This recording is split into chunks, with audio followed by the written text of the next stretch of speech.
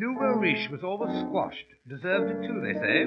His wife also always snubbed him and sat on him all day. It's a pity. It's a pity. Still, he's really only got himself to blame. He met his death through being squashed, a pain he didn't feel. A steamroller ran him over. He was flattened a good deal. And his wife exclaimed, "Good gracious," as she scraped him off the wheel. It's a pity. What a shame. Now a jealous husband phoned his wife, who swore she was alone. Got a gun and left the office when he'd replaced the phone. It's a pity. It's a pity. Still, he's really only got himself to blame. He entered very quietly, slipped off his coat and hat. Then shot them dead, that couple, who on the sofa sat. He said when he discovered that he'd got in the wrong flat, It's a pity. What a shame. Well sustained, Mr. Winterbottom. Thank you, Mr. Murgatroyd. Don't mention it, Mr. Winterbottom. I have, Mr. Murgatroyd. I must say I admire the way you hold your breath. I can hold anything. I was with a lady last Hold night. anything, can you? I certainly can. Well, hold that. Thank you. Well, as a matter of fact, the reason I can hold my breath is because I always keep myself fit. And how? I'm just going to tell you. Every morning before breakfast, I play a game. No, don't tell me your domestic secrets. I mean an outdoor game. Oh. Either tennis, golf, cricket, soccer, rugger, or football. Oh, I love football, especially when I'm batting. Shall we have a game now? No, not now. I haven't got any clubs with me. Pity. Of course we could go for a row, but we haven't any oars. No, nor rollicks either. Of course, the best game is tennis. I agree, Mr. Murgatroyd. Providing you don't lose your amateur status. My secretary's lost hers. Because I'm first class at tennis, are you? No, I'm Pullman. Pullman? Well, it's a shilling more, but it's worth it. How do you serve? I beg your pardon? I mean, what's your service like? Oh, bully. Don't you remember we played together and I won? Was I there too? I think so. Well, we both won. We were playing against those two girls. One was called Pansy. No, Nancy. Same thing. She had a fine pair of legs. And a good thing, too, the way she had to run about the court, because the other girl... Never came up to the bit of knitting at all. Knitting? Yes, that crochet work across the lawn. Oh, you mean all those holes tied together with string? Yes, the net. Oh, yes, yes. What was that net for? I don't know.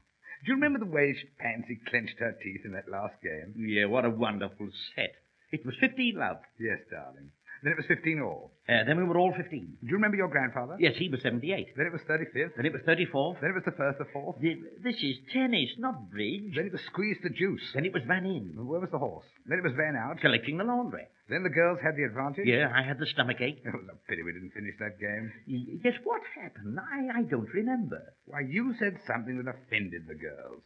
Tennis nets to you or something. No, it was rackets to you, I said. Well, anyway, the girls blushed and walked off the course. You can never judge a girl by what you hope she's going to be. For instance, a rich man met a chorus girl and thought she was divine. He treated her to dances and to suppers and to wine. It's a pity. It's a pity. Still, he's really only got himself to blame. He bought her clothes and jewelry, 2 diamonds and a pearl, then murmured, "Kiss me, darling, for my heart is in a whirl." And he said when she replied that she was not that sort of girl, "It's a pity. What a shame." Mr. Murgatroyd, folk are losing patience with the languid League of Nations, though we admit their efforts never cease. Ah, Mr. Winterbottom, but we believe a lever at their councils at Geneva would ensure a worldwide, everlasting peace. If the world really wants peace right from the heart... Well, then everybody's got to play a part. That is quite true. Patriotic men of Prussia should assist the Reds of Russia, and Paris shouldn't feel so bitterly. What's done cannot be undone, but the male men of London should offer Rothermere to Italy. That's right, too. Buenos Aires, willy-nilly, should just freeze on the Chile, and Mexico should try to make amends. And after that, perhaps, too, the Chinks would love the Japs, too. Yes, they ought to make it up and all be friends. Unfortunately, trouble and beer is brewing everywhere. Especially in the Far East and the May West. Yes, there's no doubt, Mr. Winterbottom, we ought to do away with arms. And leave the legs to stand for themselves, Mr. Murgatroyd. Yes, what we want is peace. My favourite pudding. What is? Pieces. What, 1 pieces or 2 pieces? But seriously, I maintain... Your wife. And I maintain... Somebody else's wife. Seriously, though, peace can only be kept by force. We haven't any force? Grape nuts. Are you speaking serially or seriously? Oh, I'm just chaffing. Anyhow, do you know what we ought to do with our bayonets? I do. I'm afraid you don't see the point. Naturally not. Well, we ought to turn them into ploughs. And scatter. Do you know what we ought to do with our calves? Yes, turn them into cows. But then, do you know what to do with our cows? Yes, turn them into a field. Dear. Yet every nation today, Mr. Winterbottom, thinks in terms of bullets. Now, what should we do with these bullets? Turn them into the same field as the cows. Think of the money spent on our weapons. I daren't. The tools of war should be turned into the tools of peace. Yes, and battleships into canoes. Shells should be put round the eggs again. And every gun should be returned in a barrow to furnace. I'm glad you agree, Mr. Winterbottom. I certainly do, Mr. Murgatroyd. May I call you Troy? Certainly, Mr. Winterbottom. May I call you... Yes? Winter?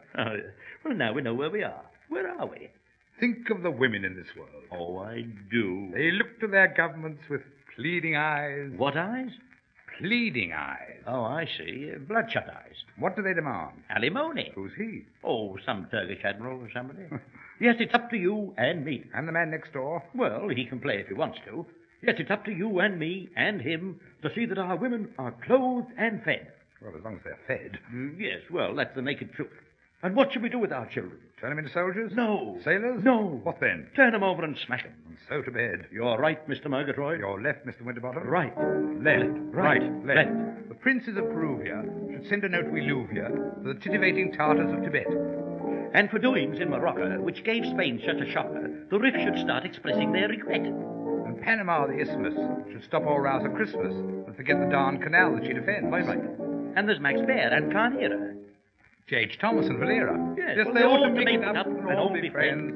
And, Mr. Winterbottom, if the people of Sardinia sold sardines to Abyssinia, they would give their abbeys in exchange. Too true. And albinos in Albania should meet Ruiz of Romania and sing sweet carols on the mountain range. The scum of Scandinavia should build houses in Belgravia, and India would soon achieve all ends. Yes. If Churchill were but handy to get the goat of Gandhi. Yes, they ought to make it up and all be friends. Ta-ta, Troy. Bye-bye, Winter.